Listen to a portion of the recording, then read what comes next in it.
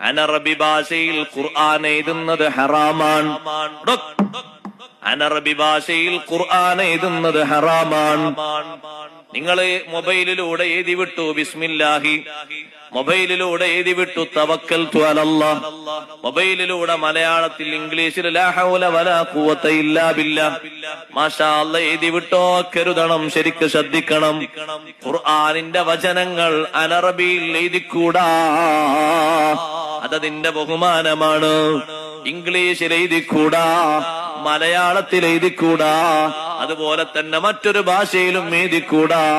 ബിലിസാനിൻ അറബിയും മുബീൻ, സ്പഷ്ടമായ അറബി ഭാഷയിലാണ് അതിന്റെ അവതരണം.